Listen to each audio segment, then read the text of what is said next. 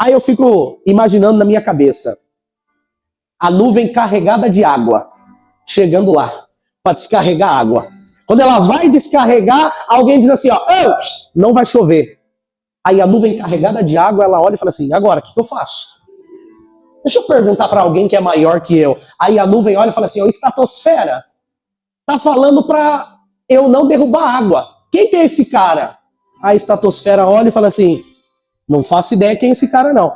Peraí, deixa eu perguntar para alguém que é maior. Ô Lua! A nuvem perguntou para mim, para eu perguntar para alguém maior, que alguém lá na Terra tá falando que não é para chover. O que a gente faz? A Lua olha, deixa eu ver quem que é. A Lua olha e fala assim, sei quem que é também, rapaz? Quem que é esse? Eu o quê? Elias? Não conheço. Calma um pouquinho, eu vou perguntar para alguém que é maior. Ô Sol! Lá na Terra, a nuvem falou para a estratosfera falou para a Lua e a Lua me perguntou, falando que alguém está dizendo que não é para chover. O que nós faz?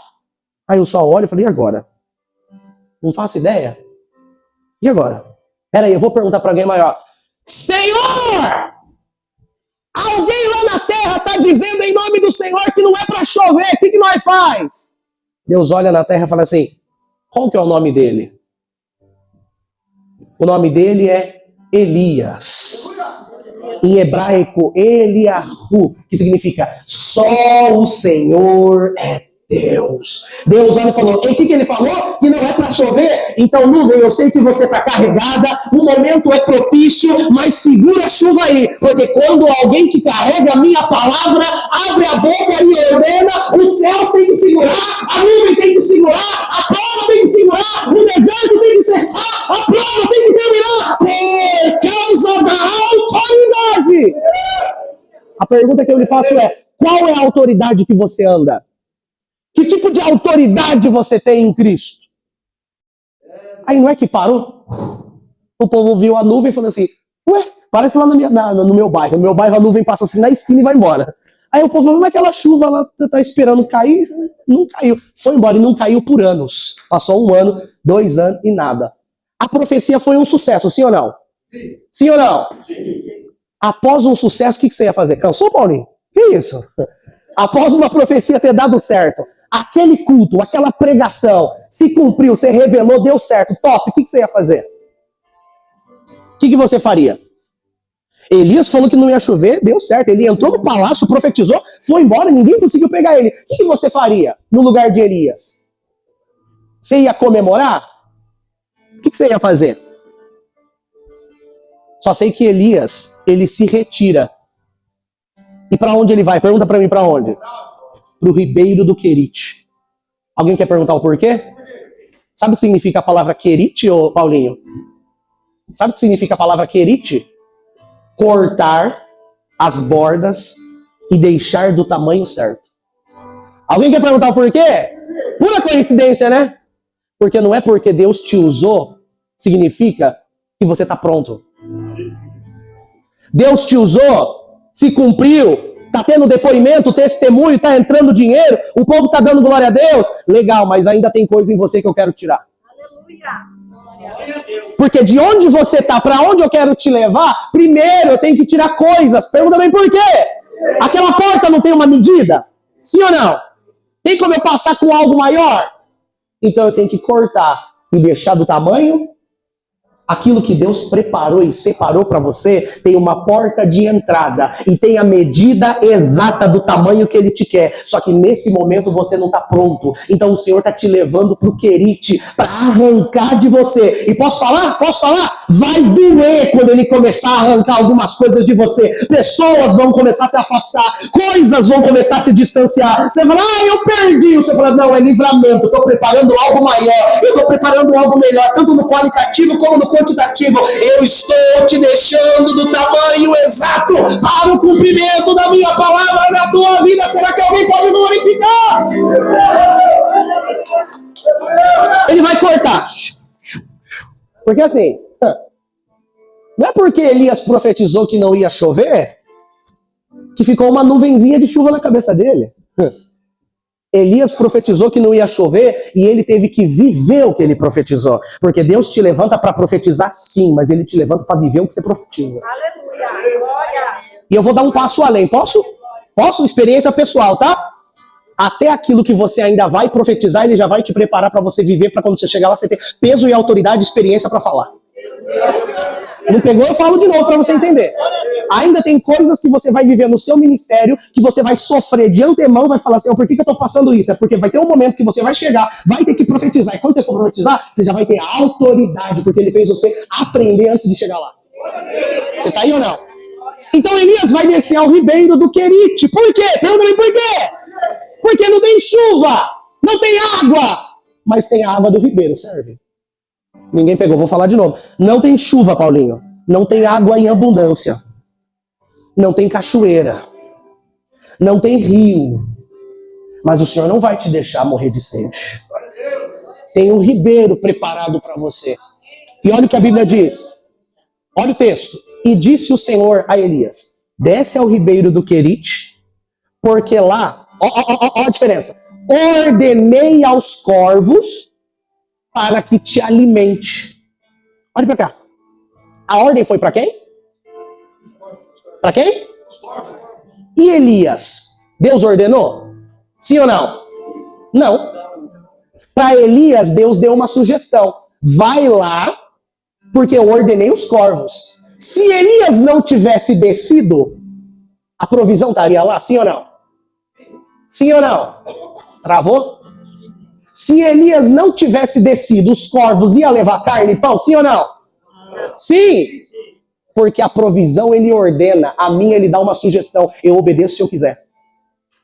Não pegou? Vou falar de novo. Para a provisão ele fala, esteja lá pronto esperando, porque ele vai passar por lá. Para você ele te dá uma opção. Você quer ir? Se você obedecer, se atentamente ouvires a minha voz e guardar os meus mandamentos, se fizer aquilo que é reto, a provisão estará te esperando. Agora, se você quiser desobedecer também, fazer aquilo que não é reto aos olhos do Senhor, você que decide. Mas a provisão vai estar lá. Levanta tua mão direita, tua mão esquerda, olha lá para cima, pronto ao trono de Deus, eu vou profetizar. O Senhor já ordenou a sua provisão e você vai tropeçar na sua provisão, ela vai estar te esperando no meio do caminho. Então tão somente obedeça ao comando, o direcionamento, ouça a voz do Espírito Santo e vai em direção àquilo que Deus te mandou, porque no meio do caminho a provisão estará.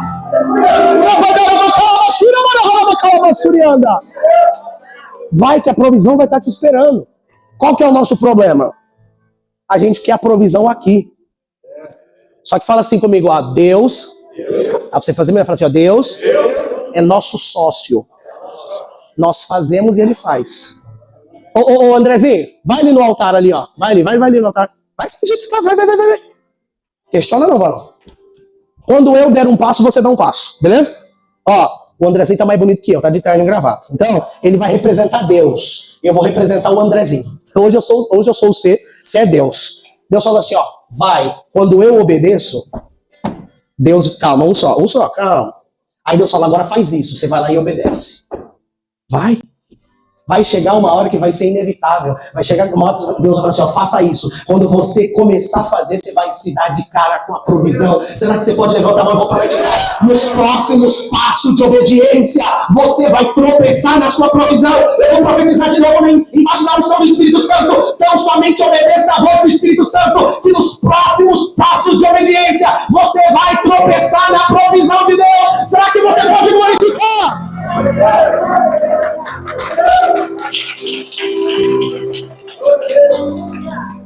Fala assim comigo, ó, tá fazendo melhor, fala assim, ó, toda promessa na Bíblia é condicional. Como assim, Lucas? Toda promessa tem uma condição. Explica, Lucas, explico. Na última vez que eu vim aqui, quem lembra que eu preguei? Salmos? Hã? Ah, meu Deus, ninguém lembra? Aí mudou os rostos aqui também. Salmo 23, vocês lembram? O Senhor é o meu pastor. Não é isso aí, mas vamos usar isso aí. O Senhor é o meu pastor e nada me faltará. Vamos nesse erro aí, mas dá pra gente corrigir. Para nada me faltar, qual que é a condição? Ele tem que ser o meu pastor. Você vê? A promessa é que nada vai faltar. Mas a condição é ele ser o meu pastor. A salvação é ela é pela graça. Mas se eu não confessar e receber a Jesus, tem salvação? Ainda que seja de graça? Então, mesmo a salvação que é de graça tem uma condição. Então, toda promessa na Bíblia, ela é condicional. A pergunta que fica é, qual é a condição que o Senhor estipulou e colocou na sua frente que você não está fazendo? Existe uma promessa, ele te prometeu, ele falou que vai cumprir, mas existe uma condição. A pergunta é, o que ele está cobrando de ti? O que ele mandou você parar de fazer? Ou o que ele mandou você fazer que você não está fazendo, nem deixando de fazer, você está morno. Por isso ainda não aconteceu. Se eu fosse você, eu anotava isso e faria essa pergunta para o Senhor ainda hoje à noite, essa noite. Deus, o que o Senhor está querendo de mim? Pode falar que eu estou junto com o Senhor, vou cair dentro. Quem está aí? Então Elias vai descer ao ribeiro do Querite. Vai cortar aquilo, as bordas, vai cortar aquilo que não é necessário para poder encaixar no propósito de Deus.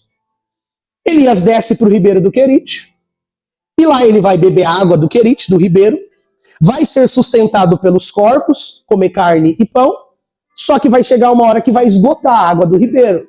Aí ele se levanta, e agora Deus fala assim, ó, se levanta e vai até a viúva de Sarepta, porque lá eu ordenei ela para ela te sustentar. Presta atenção, não podia ter mantido um homem lá? Não podia continuar no ribeiro, sim ou não? Eu vou falar algo aqui pesado, tá? Podia continuar no ribeiro, sim ou não? Deus era poderoso o suficiente para manter Elias no ribeiro, sim ou não? Os corvos continuar levando provisão, sim ou não? Por que ele tinha que sair do ribeiro e ir lá na viúva? Tadinha, já é viúva, já não tá chovendo, vai lá arrancar do que ela tem? Quer perguntar o porquê? Por quê? Porque toda necessidade é uma oportunidade para alguém prosperar. Isso aqui é para poucos, eu vou falar de novo. Se você quiser, anote isso. As necessidades alheias são oportunidades para eu prosperar.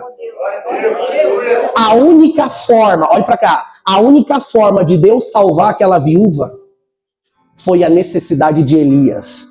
Porque as necessidades que passam na minha frente é a oportunidade que eu tenho para fazer alguma coisa para eu prosperar. Porque a minha Bíblia diz que a alma generosa prosperará. Se Elias não tivesse cruzado o caminho daquela viúva, ela tinha morrido. Mas porque Elias passou na frente daquela viúva, apresentou a sua necessidade, e ela acatou a sua necessidade e ofertou um copo de água e um bolo, ela prosperou até o final daquela crise. Alguém tá aí? Quantas pessoas o Senhor tem colocado na tua frente com necessidade e você tem virado o rosto? Olha aqui, é um tapa na cara, mas vou falar, tá? Já era para você ter prosperado há muito tempo se você não tivesse ignorando as necessidades alheias.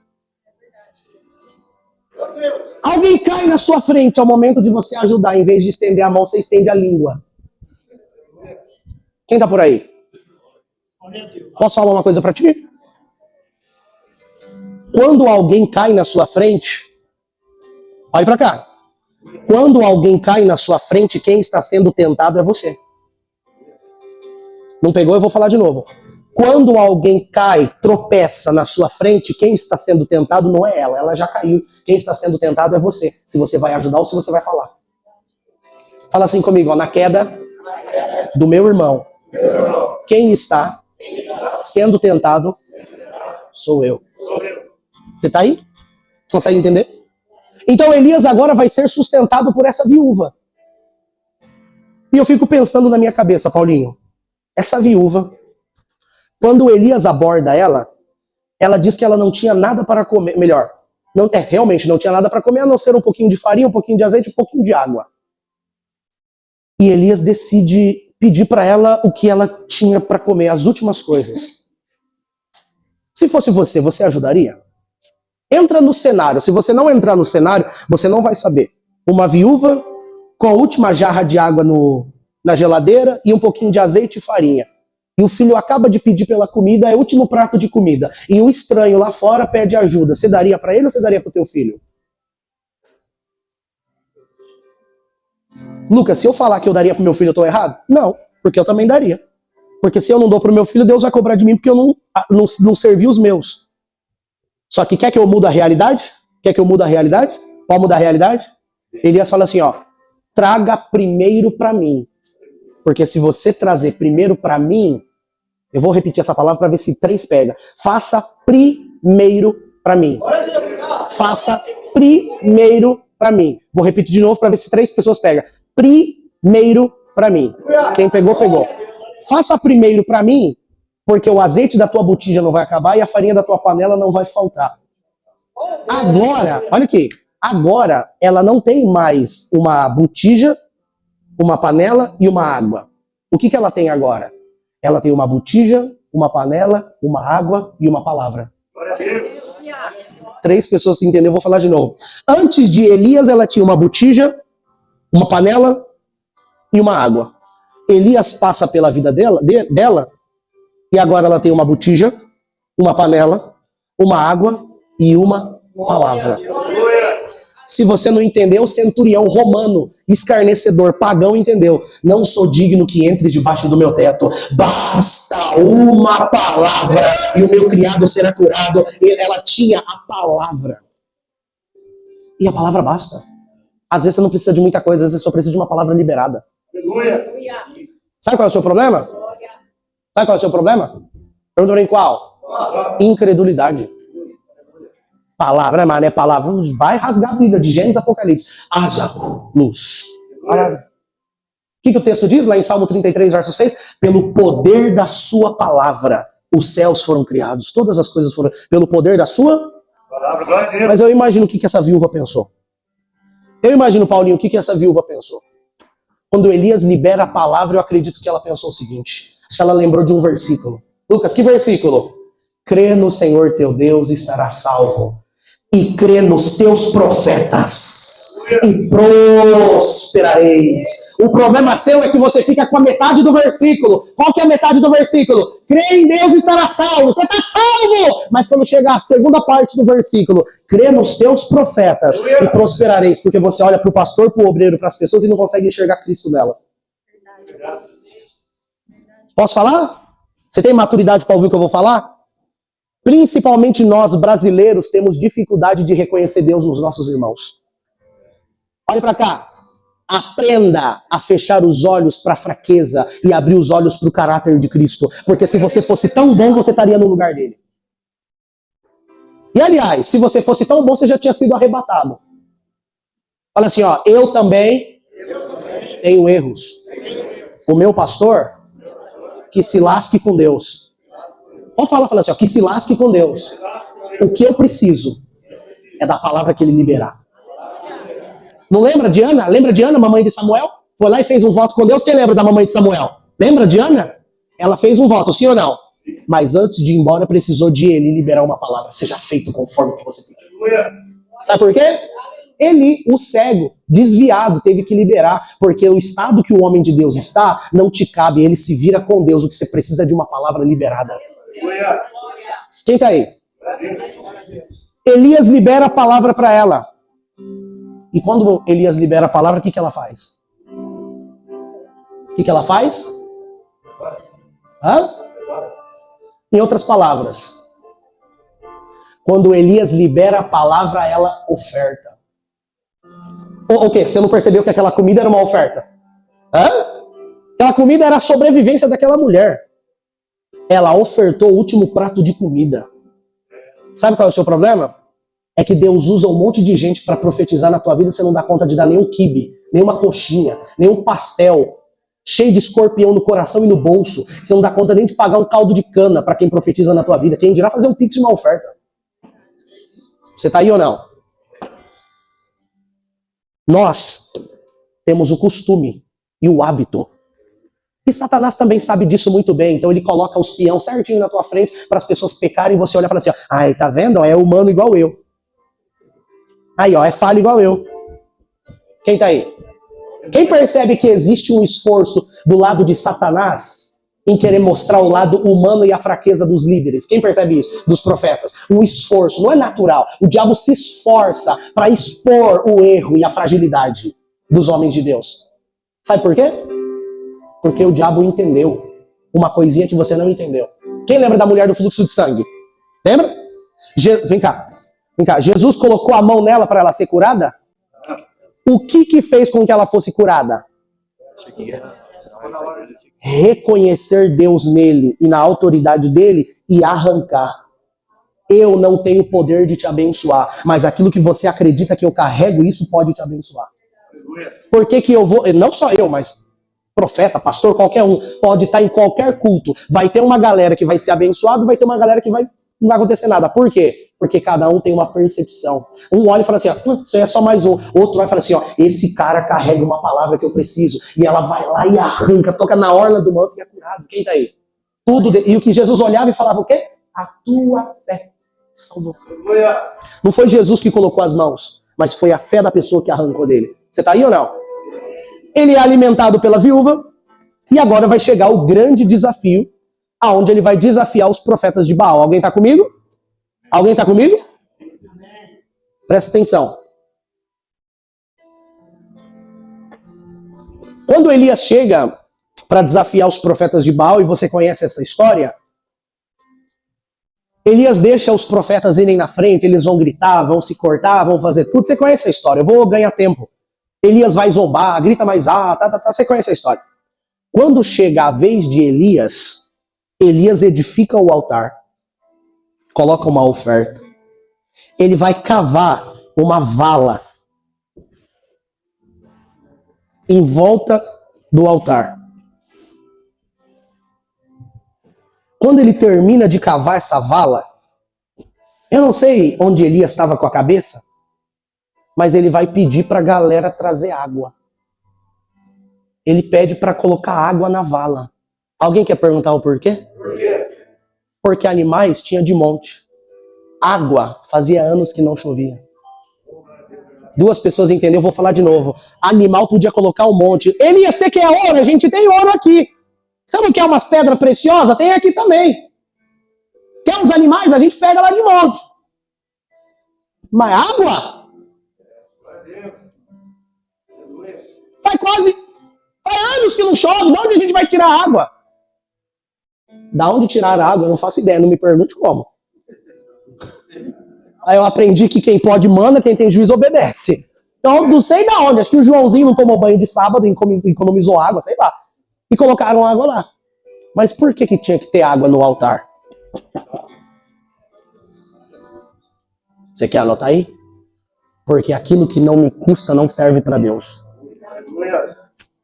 Fica aí dando o seu resto. O resto do seu tempo. Resto do teu dinheiro. Resto da tua saúde. Fica dando o resto da tua semana. Vai entregando. Coloca tudo o teu resto. Um monte. Que a hora que você precisar orar para descer fogo, não vai cair nem um fósforo. Porque teu altar está cheio de sobra.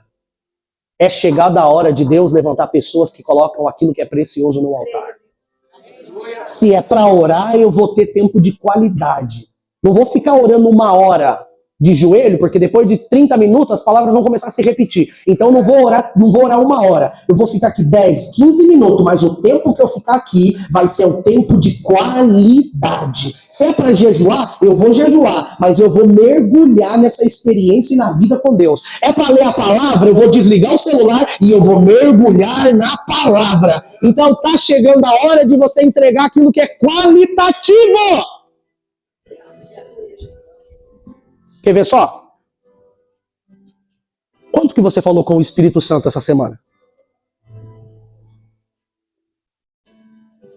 Oh! Quanto que você falou com o Espírito Santo essa semana? Não, eu orei. Não tô falando de você orar, tô falando de você falar com o Espírito Santo. Tô falando da sua oração que você faz todo dia. O que você aprendeu a vida inteira? Que o Espírito Santo é a terceira pessoa da... Dá pra fazer melhor, né? O Espírito Santo é a terceira pessoa da... Quem falou isso pra você mentiu. O Espírito Santo não é a terceira pessoa da Trindade. Lucas, como assim não? Ele é uma das pessoas da Trindade, não é a terceira. Porque quando você coloca ela como terceira, você não valoriza a presença dele. Ninguém quer saber qual foi quem ganhou a medalha de bronze em terceiro lugar. Por isso que você não valoriza o Espírito Santo como Pai, como Cristo. E olha o que Cristo vai falar. Outro Consolador que vai revelar para vocês aquilo que não adianta eu falar agora, que vocês não podem suportar. O Espírito Santo Ele é, biblicamente, onipotente, onipresente e onisciente. Sabe qual é o problema? Se você não valoriza a onipresença, nem adianta contar com a onipotência. Vou falar de novo. Se você não valoriza a onipresença, não adianta contar com a onipotência. Lucas, não estou entendendo nada. Eu vou te explicar. O que é a onipresença? Estar em todos os lugares. Você faz coisas lá na sua casa como se ele não tivesse. Aí você vai falar para mim que você acredita na onipresença? A hora que você precisar da onipotência, você vai ver. Hoje você viveu como se o Espírito Santo estivesse do seu lado? Desde a hora que você acordou até você chegar aqui, como que foi o teu relacionamento com o Espírito Santo? Quando Jesus estava em carne aqui na terra, ele podia estar em todos os lugares, sim ou não? Quando Jesus estava aqui na terra, em carne, ele podia estar em todos os lugares? Não. Agora você imagina se Jesus pudesse. É a mesma coisa, só é o Espírito Santo pode estar em todos os lugares, em todos os momentos. Ele está lá na tua casa e você não valoriza a presença dele. Você está aí ou não? O quanto o Espírito Santo participa do seu dia. A minha Bíblia diz, não apagueis o Espírito Santo. Você sabe o que significa não apagueis o Espírito Santo? A palavra apagueis ali é abafar. Quanto do teu dia você passa abafando o Espírito Santo? Eu preciso fazer isso. Aí o Espírito Santo vai falar, é melhor você... Vou por aqui mesmo. Quantas vezes você fala assim, será que eu desisto? Será que eu vou? Será que esquerda, direita? O Espírito Santo vai falar assim, ó, vamos passar 5 minutinhos aqui em oração, deixa eu sair daqui, que, sei lá, tô sentindo... Não apagueis o Espírito Santo. Se você não valoriza, o Espírito Santo participa no início da sua salvação até o final da sua salvação. Qual é a primeira salvação que você já estudou comigo? A salvação do Espírito. Ele participa. Qual que é a última salvação? Salvação no corpo, a ressurreição. O que Paulo diz? Se o Espírito daquele que ressuscitou a Jesus Cristo está em vós, então ele vos ressuscitará. O Espírito Santo é responsável por te salvar quando você chega na igreja e te salvar quando você for encontrar com o Cordeiro. Valorize a presença do Espírito Santo! Fale com o Espírito Santo. Se entregue ao Espírito Santo. Se deleita no Espírito Santo. Se apaixone pelo Espírito Santo. Eu sei que porque você está numa igreja brasileira e principalmente predominante neopentecostal, você está acostumado com chamar o Espírito Santo de pomba, de fogo, de rio, de água, de óleo. O Espírito Santo não é coisas. O Espírito Santo é uma pessoa. O Espírito Santo, eu estou sentindo ele aqui. O Espírito Santo é uma pessoa. E se você se apaixonar por essa pessoa, você sentirá nessa noite a presença do Espírito Santo. A pessoa do Espírito Santo.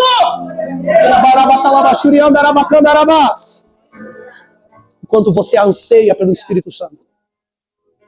Quando você tira toda a honra e todo o crédito que lhe é devido, ele perde o valor na tua vida. Glória a Deus. O Espírito Santo não é um arrepio, não é um calor, não é uma canção bonita. Ele é uma pessoa que está à sua disposição.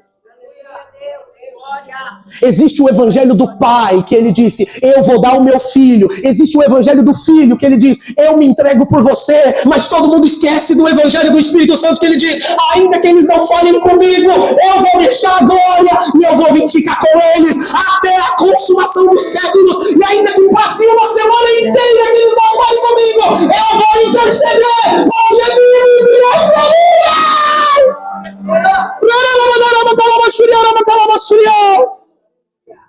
Ele estava lá, andando sobre o abismo, fluindo, pairando no início de tudo. E Deus disse, haja luz. E o Espírito Santo começou a criar. Depois ele estava lá no final do capítulo, façamos o homem à nossa imagem, conforme a nossa semelhança.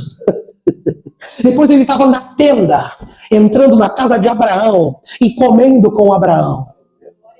Você encontra o Espírito Santo fluindo em diversos lugares da Bíblia. E quando você olha para o Apocalipse, você vê o Espírito Santo preparando a noiva, preparando a ataviada para entregar para o noivo. Porque apesar de na Trindade a gente ter o Pai e a gente ter o Filho, a gente nunca conseguiu uma posição para o Espírito Santo. Mas eu vou ter a ousadia de dizer, na minha opinião, o Espírito Santo é como uma mãe. Ele está em todos os momentos, pela sua doçura. Então, pelo amor de Deus, nessa noite, fale com o Espírito Santo da verdade.